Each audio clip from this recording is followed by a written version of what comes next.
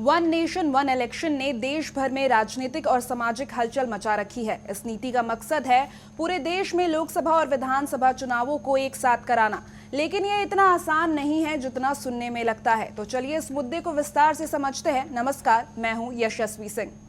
Policy को निश्चित तौर पर अगर हम झारखंड के आलोक में देखें, झारखंड के भौगोलिक दृष्टिकोण के आधार पर अगर हम देखें तो फिट नहीं बैठता।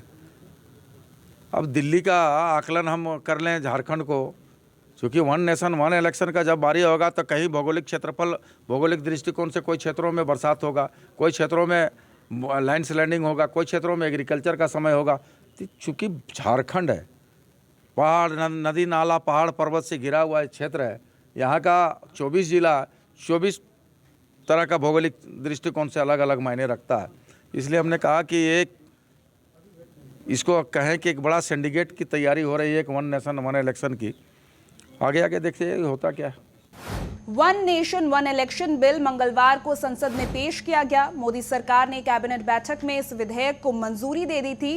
इसके बाद बिल संसद में पेश हुआ। हालांकि इस बिल पर विपक्ष ने जमकर विरोध जताया और विधेयक को दोबारा पेश करने की अपील भी की। इसको लेकर के वोटिंग हुई, जिसमें पक्ष में 269 और विपक्ष में 198 वोट पड़े। संसद में बिल पास होने के बाद इस बिल को जेपीसी को भेजा जाएगा और सहमति बन जाने के बाद ही देश में लोकसभा और विधानसभा चुनावों को एक साथ कराए जाएंगे। पर इस बिल के पास होने के बाद हमारे देश में क्या कुछ बदलेगा, इसे जानने के लिए पहले भारत के इलेक्शन इतिहास को समझते हैं।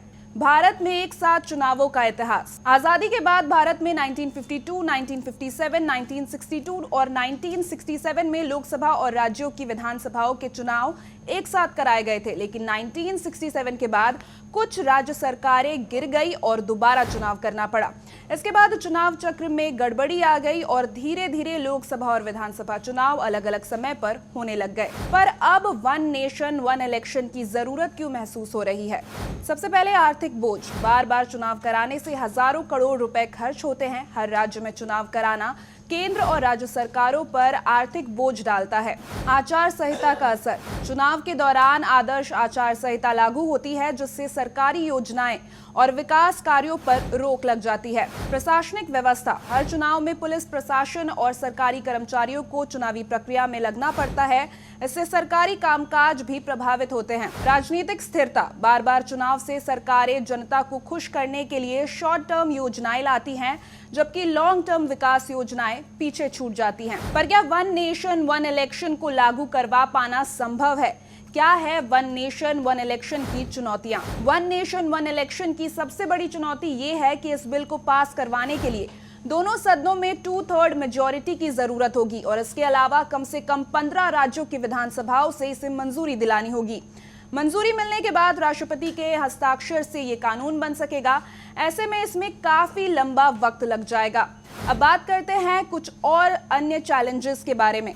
संवैधानिक बदलाव। वन नेशन वन इलेक्शन को लागू करने के लिए हमारे कॉन्स्टिट्यूशन के 5 प्रमुख अनुच्छेदों में बदलाव करना होगा। आर्टिकल 83, 85, 172, 174 और 356 जो लोकसभा और विधानसभाओं के कार्यकाल भंग करने के अधिकार और राष्ट्रपति शासन से संबंधित है। राज्यों की सहमति जरूरी। राज्यों की विधानसभाएं अलग अलग समय पर डिसॉल्व होती है। लोकसभा और विधानसभा चुनाव होने के समय सारणी में बहुत अंतर है। उन्हें एक समय पर लाना बड़ी चुनौती है। इस बिल को कानून बनाने के बाद पूरी तरह लागू होने में 10 साल का समय लग सकता है। इसकी वजह यह है कि मौजूदा लोकसभा का कार्यकाल 2029 में समाप्त होगा और उसके बाद निर्वाचित लोकसभा की पहली बैठक के दौरान इसे अधिसूचित किया जाएगा। तो ऐसे में 10 साल का वक्त तो लगेगा ही। तकनीकी और लॉजिस्टिक चुनौतियां। पूरे देश में एक साथ चुनाव कराने के लिए भारी संख्या में ईवीएम और वीवीपैट की जरूरत होगी। आवश्यक ईवीएम और अन्य संसाधनों की व्यवस्था में कम से कम 3 साल का वक्त लगेगा। Federal structure. कुछ विशेषज्ञों का मानना है कि इससे भारत के फेडरल स्ट्रक्चर को नुकसान हो सकता है। राज्यों की स्वतंत्रता प्रभावित होगी और कई रीजनल पार्टियों के वजूद भी मिट सकते हैं। स्थानीय मुद्दों की अनदेखी। एक साथ चुनाव से राष्ट्रीय मुद्दों का हावी होना तय है, जिससे स्थानीय मुद्दे पीछे छूट सकते हैं। इस मुद्दे पर क्या कहते हैं विरोधी दल? जहां बीजेपी ने वन नेशन वन इलेक्शन को लोकतंत्र को मजबूती देने वाला कदम बताया है, तो वहीं कई विपक्षी दलों का कहना है कि ये योजना संविधान के ढांचे के खिलाफ है। उनका मानना है कि राज्यों को उनके चुनावी अधिकारों से वंचित करना लोकतंत्र के लिए खतरनाक साबित हो सकता है। वन नेशन वन इलेक्शन एक बड़ा और ऐतिहासिक कदम हो सकता है। हालांकि इसके लिए संविधान में बड़े बदलाव और सभी राजनीतिक दलों की सहमति जरूरी होगी। ये मुद्दा देश के विकास और लोकतंत्र दोनों से जुड़ा है, इसलिए इस पर गहराई से सोच विचार की जरूरत है। आपको इस मुद्दे पर क्या कुछ लगता है? अपनी राय कमेंट्स में जरूर बताएं और इस वीडियो को ज्यादा से ज्यादा लाइक करें, चैनल को सब्सक्राइब करें और ऐसी ही तमाम बड़ी खबरों के लिए देखते रहें समाचार प्लस झारखंड बिहार। नमस्कार।